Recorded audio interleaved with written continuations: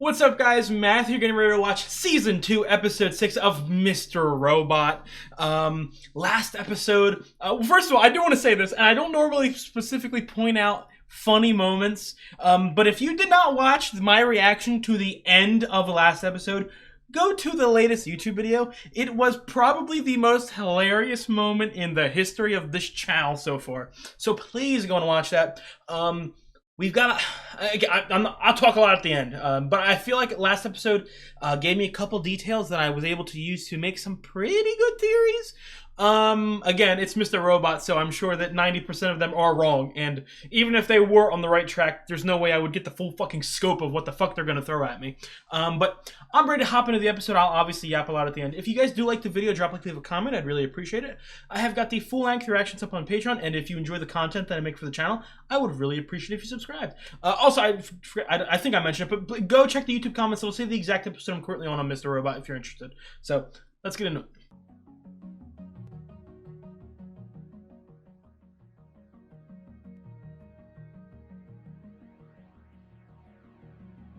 Obviously, another phenomenal episode. It's funny. I've heard a couple people in the comments, and just talking to people who've watched Mr. Robot, that season 2 is probably like the universally least liked season of Mr. Robot. That being said, I fucking love it. Like, obviously least liked, not as in like people hate it, but obviously if you're ranking things, something has to be at the bottom. But that being said, I enjoy every single fucking second that they have presented to me. I'll start off with, and you know, kind of like I don't know. I'm not gonna say that was my favorite episode. Obviously, episode what? Brave Traveler in season 1. I think that was episode 6. Episode 6, 7, 8. Those are some of my favorites. This is right up there for me. I'll start off with the first third of the episode. That like sitcom fucking Full House-ish spoof was fucking incredible. It'll be the last time I mention it, just referencing another show. But again, I want to repeat. It felt very similar to one of my top 5 episodes of Supernatural, which is a great show, a long show, a really long show, too long. But it's a good show at points nonetheless. And my favorite episode, and again, no spoilers or anything, but it's it's a spoof on like your cheesy TV shows or like your Grey's Anatomy, your sitcoms, even like commercials. And this show does that a lot often too, with the spoofs and making fun of the big corporate commercials and advertisements and all that. And I really enjoyed that vibe. Like I said, I would have loved a 50-minute episode of just that. And I honestly expected it to be that. Like, Mr. Robot is one of those weird, wacky shows to where, not weird wackies in like low quality or anything. No, it's a show that always keeps you on your toes. Like, obviously the story progresses each episode, but like I could tune into a random episode, like, tune into the next episode. It could be about something completely unexpected, and I would not only love it, but I almost like expect the unexpected in this. And obviously, I've been trained to expect the unexpected, because that's another thing too. I don't know if I've been doing a particularly excellent job at it this season, but watching the first season, it taught me when watching the show, like, it's gonna have the big, not obvious, but it's gonna have the big twists that are like they're building up to very blatantly, devoting a lot of time towards it.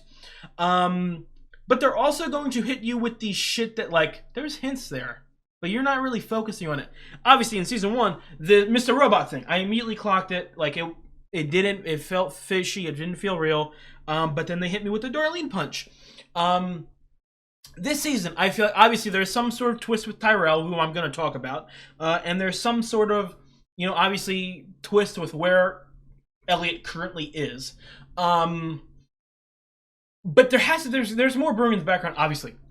And again, this is one of those shows that, like, I feel like it, I don't want to call them Easter eggs, but it has pieces of foreshadowing in like every single fucking minute of the show that, like, on a rewatch you pick up and you go, God damn, that was fucking obvious. So I kind of got that vibe right there. So I'll talk about all these characters. First of all, it was really nice seeing Gideon back for a little bit. Speaking of that, though, like, so his death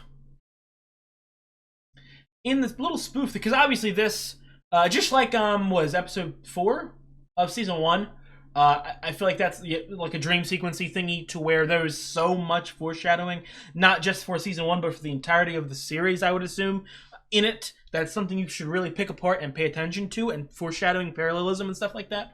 Obviously, Tyrell. Well, before I get to Tyrell, I'll talk about Gideon.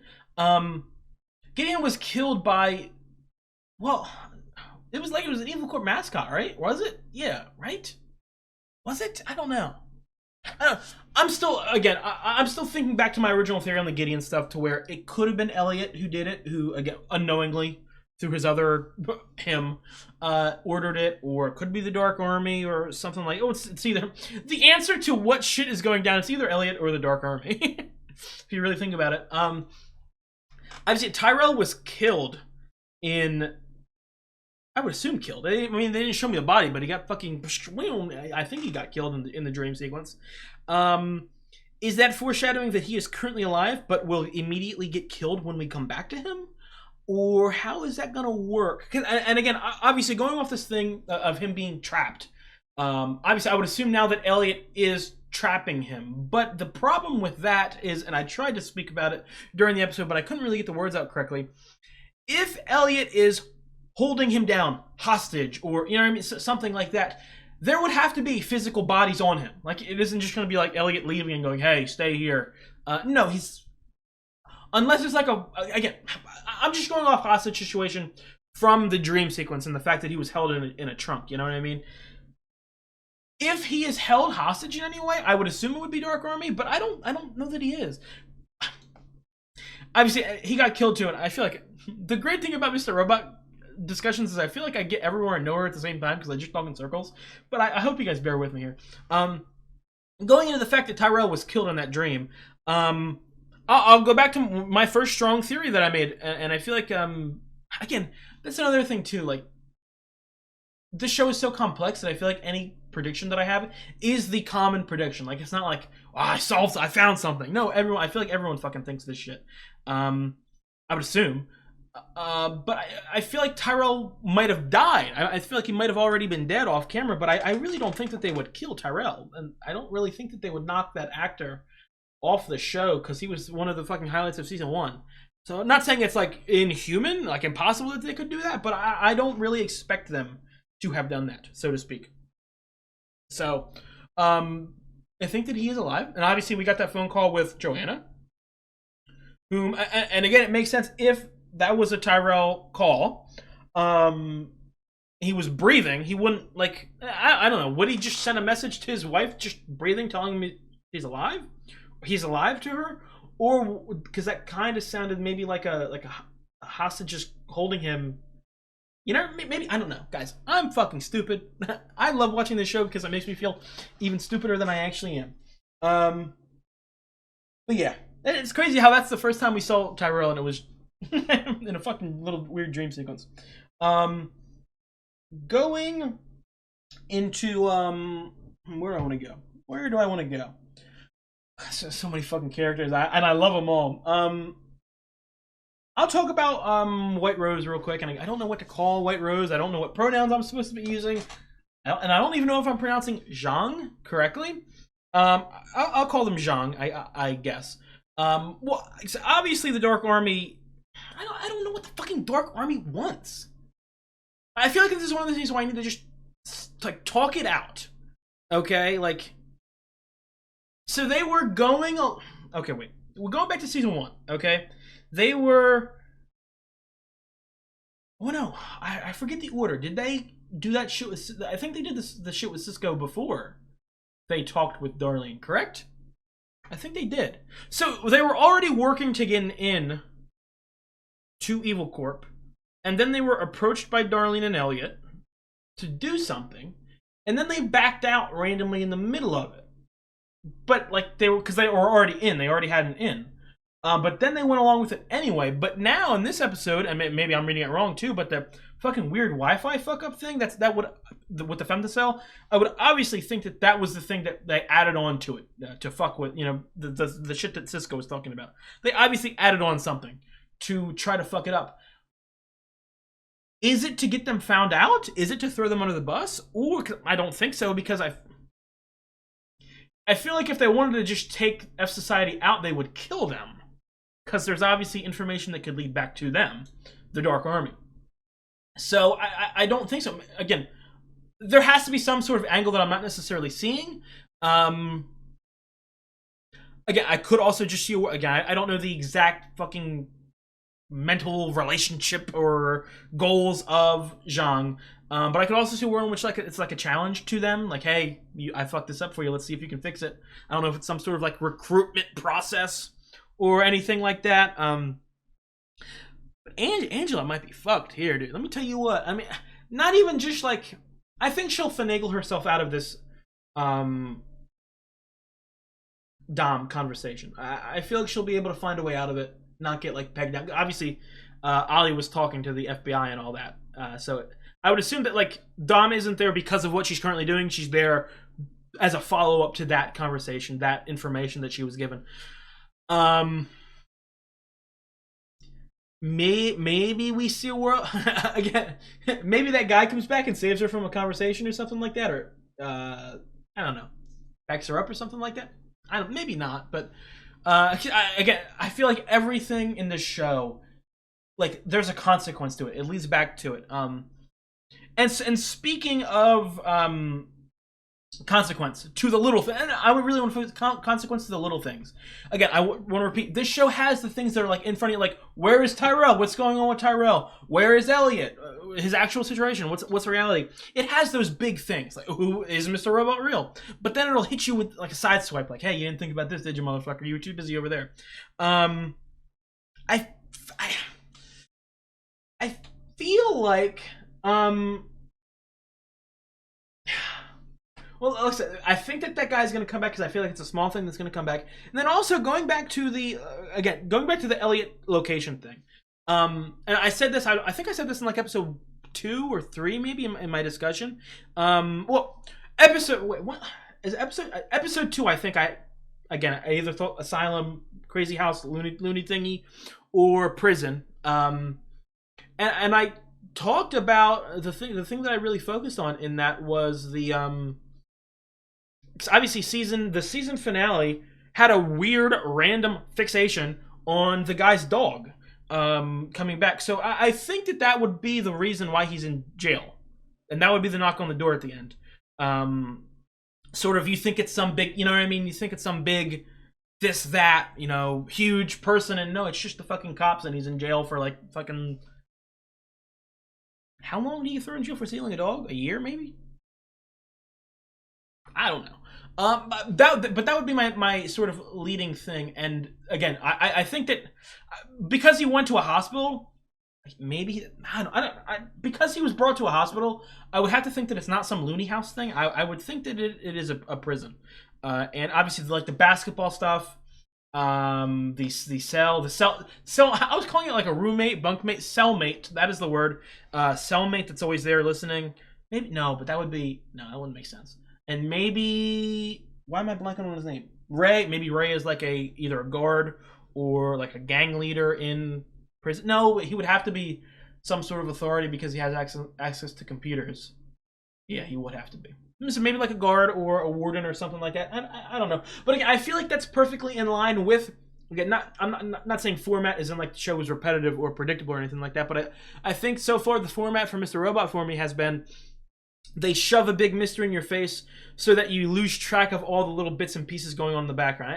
And like I said, really thinking about it, and it's not something, because again, I just said a couple episodes ago, I did predict this dog thing is the reason why he would be in a prison-like situation. But I didn't think about the fact that, like, yeah, season 1 randomly had a hyperfixation on this dog shit, and then it was never brought up again. So that obviously has to play a part with it. But that's another thing too, talking about this Tyrell stuff, like, cause obviously they found a bullet casing there, the gun in the place, and again, a lot of pieces of foreshadowing that maybe Tyrell's dead. Did Elliot kill him? I don't know. I don't know, and I don't, like, that's another thing too that I really want to discuss. Obviously, the show is complex and it's confusing on purpose. There's a lot of moving pieces. It's so like that I don't even know what I root for. Like, I don't know. Obviously, when you have a main character like Elliot, whom I don't trust or believe in or know what the fuck is going on, I can't even like connect myself to him. Everyone's has their own fucking motives and all that, you know. Like, I don't know. I don't know.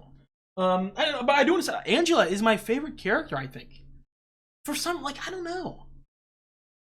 I do want to say that this is a show that like doesn't have like a runaway. This is the greatest character in the history of TV, and the other ones are fucking bombs. There's not like a huge gap in that regard.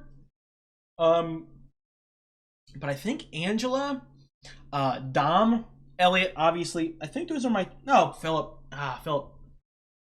Philip, Tyrell, Joanna. Oh my god. I think that there's an argument to be made that Angela, Dom, and Joanna are my favorite characters. And I think that's fucking crazy. In a male-dominated show, honestly, sadly, to be quite honest, most TV shows, most mainstream TV shows are male-dominated. That's just Hollywood in general, in America in the 2010s, 2020s. It's all of fucking America history. But I think that that's really fucking funny how these three fucking amazing women characters are fucking like taking the ball and running with it. Like, they are amazing. Oh my god, dude. Wow. I don't know.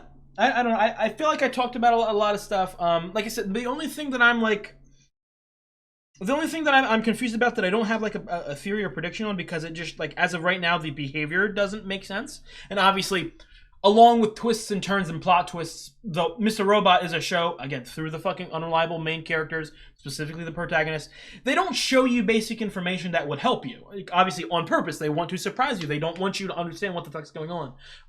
So there's obviously conversations that are skipped, or that are maybe going to be shown later, or maybe just skipped at all, but like, the Angela Darlene situation, like, why is, you know what I mean? Like obviously they knew each other growing up, and they went to ballet classes together as adults too. So I would assume that they're close. Obviously not as close as Elliot and Angela were, but pretty close. It feels like Angela's taking this all very sort of calmly, if that makes any sense. Like, hey, my best friend and his sister did the fucking biggest terrorist takedown of all time. To a company that I'm now working for. You know what I mean? Obviously, I feel like she's internalizing a lot of this and putting on a front to get through it. And obviously, she's stuck between a rock and a hard place. Essentially being, threatened by fucking Dark Army on this side, F Society on this side, and then obviously her fucking job, Evil Corp, in the first place. So, I just think so far, I really do think so far that Angela it's my favorite storyline, if that makes sense. It's almost like a fish out of water, but I don't know how to explain this. A fish out of water, but slowly evolving and swimming, not swimming, walking, I guess you could say. Walking, like learning how to fucking jog and sprint and going on a marathon. That's what I get the vibe of this storyline. I could see honestly. That's the hard part when it comes to Angela's like endgame, because again, I don't think she's gonna be fucking thrown in jail or killed like in season 2 or anything like that. I think she is a mainstay in the show, or at least she should be. Again, she's my favorite fucking character. I hope she is. But the end game of her character, of her development, it's either like I said, it's either essentially going undercover, you could argue, getting up really high and then changing the system, like she said, like her original plan were to be, or like the one that Colby, what's it called? Said to her. Or we get to a point where she gets so high up, she's been dragged, her soul's been ripped from her chest, her heart's been ripped out. She becomes a soulless entity that she actually fucking sides with Evil Corp, in a sense of not like backing up everything they've done, but more of like a selfish, helping out herself because she's now in this position. And she would be the main villain, or the main antagonist, I guess you could argue, of the show. But that's another thing too. Like, I don't know. I think I'll end the conversation with this because I don't want to talk for too long. But that's another thing too. Like, Elliot is the protagonist, but I don't even know what he is. Like, I don't know if he's a good guy or a bad guy. I don't know if he is the good guy and the bad guy. I don't know how to classify. Again, I'm talking a lot here. I'm yapping. I'm my heart's racing. I'm speaking fast. Because of just like because there's so much questions and so many unanswered stuff and so many things floating around, and I don't know who to trust. It's hard for me to even like formulate like people I root for, if that makes sense. I'm just interested. I think Dom is the only one that I'm like fully 100% like, yes, I want you to end up on top. But even then, something will come out. Something will fucking ruin it. But again, I thought that was a fantastic episode. Probably my favorite episode of the show. Of the season, I meant. It's in conversation for the show, but I can 100% safely say that was probably my favorite episode of the season. If not that, episode 2. Again, a lot of great episodes in the show. I can't deny. I don't know. This whole season's been good. I said this at the beginning of the discussion, and this will be the final thing that I say for this discussion. If this is like the least liked season of the show, then just like this show's gonna get fucking exponentially better. I know that season 4 is one of the all-time great seasons in TV history. I know that the finale is one of the all-time great finales in TV history. But like even season 2, this is gonna end up one of my favorite season 2s in TV history. Like on like a Game of Thrones, slightly below Game of Thrones season 2, Lost season 2, like that level for me, where like I'm fully in love. So I'm excited for the rest of it, but. That's going to be it. If you guys do like the video, leave a comment. I'd appreciate it. I have got the full-length reactions up on Patreon. I am multiple weeks ahead. Check out the YouTube comments to see the exact episode I'm currently on. And please subscribe. It really helps me out. I'll see you guys next week. You guys have a good one.